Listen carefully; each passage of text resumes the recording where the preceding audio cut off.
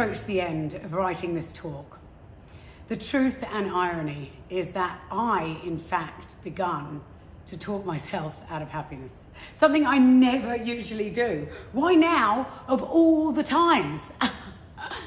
And especially during this global pandemic, it can become easy for all of us to be talked out of happiness.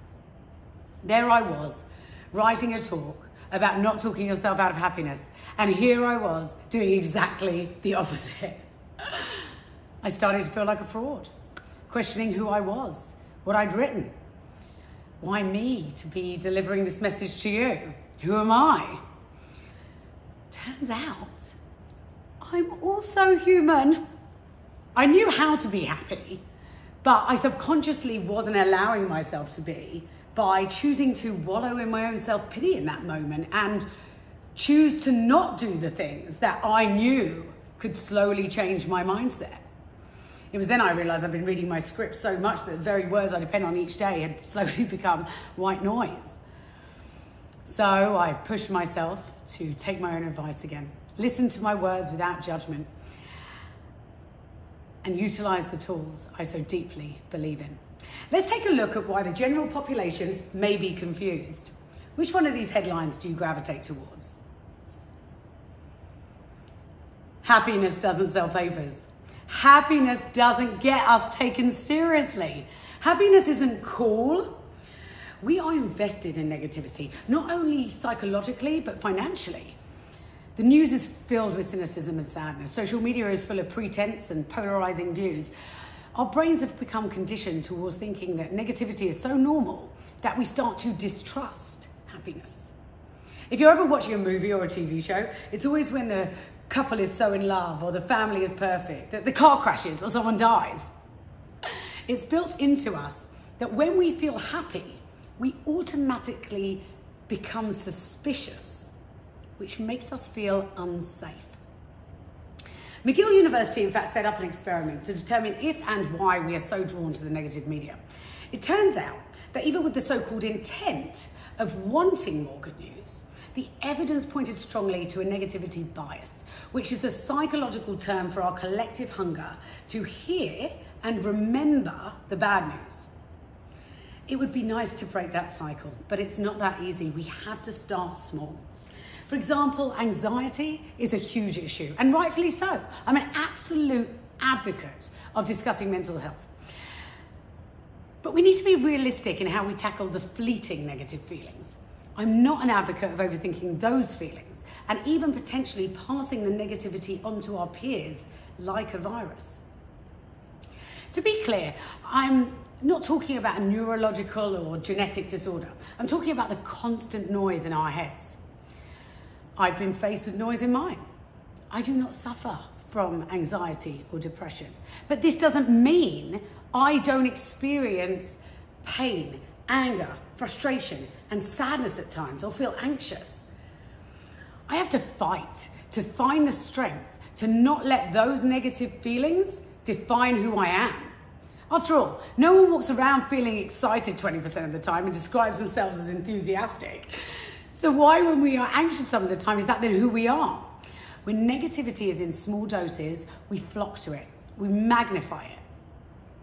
Now, because of my outgoing and vivacious personality, people tend to make quick judgments or assumptions about me.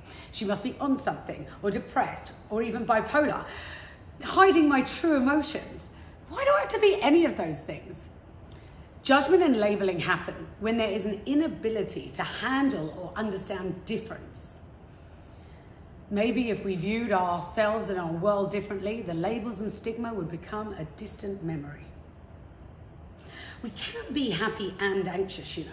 We are human beings. So what fuels our dysfunctional relationship with happiness?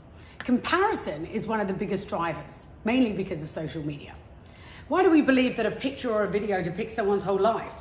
You don't catch me posting an argument with my husband about whether he should eat the avocado or not, even though it's never really about the avocado. We know this, yet why is our society so hell-bent on comparing our everyday lives to other people's carefully selected happy moments? These photos could have been taken directly before or after or even during a big fight. So comparison creates a negative imbalance, but we are also deluded by what actually makes us happy. Let's start with things. Money spent on actual experiences rather than tangible items has been proven to have a much longer happiness longevity. What about actions? Studies have shown that you're in fact happier working or being productive than chilling or doing nothing. Sorry. Then you have lifestyle. It can become easy to be blinded by a fantasy of success and money. And the end goal can sometimes result in us losing our moral grounding or even the connection to our own well-being. But there is another way, and the King of Bhutan seems to have found it. Before he abdicated the throne to his son in 2006, he launched a law called GNH, Gross National Happiness. He abolished the conventional government regulations and implemented a more mindful approach to development, calling happiness a fundamental human goal.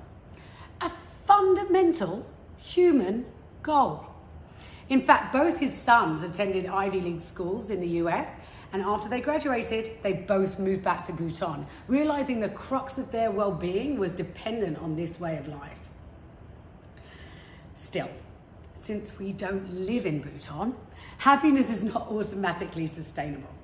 We need to implement the tools in order to sustain it.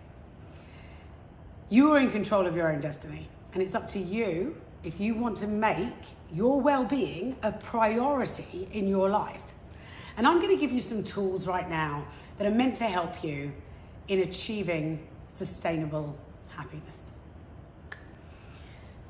Set mini goals for yourself each week or each month. Write a poem, take a class, clear out your closet. Smile for absolutely no reason, but not creepily. This will help ease any negative emotion.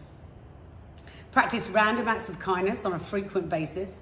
Ironically, being mindful and kinder to others makes you happier. So everyone wins. Get those endorphins going. Exercise, go for a walk, listen or dance to your favorite song like no one's watching. Meditate, sleep enough. Be social, talk, engage in conversation, even if you think it's the last thing you want to do. Be grateful by genuinely savoring moments. Be truthful and vulnerable. But my favorite one is, don't take yourself too seriously. Make a bad situation a great story. I had blood clots in my arm when I was 18, and they told me I would lose it. Spoiler alert, I didn't lose my arm. But when my thumb turned gangrene and it looked like I was going to lose that instead, I couldn't help but crack up when my mum genuinely offered me her toe as a replacement. True story. Laughter is the best medicine. Even in these dark times, try to find the funny. I'm Louise Monger, and I'm a speaker who dares. Thank you.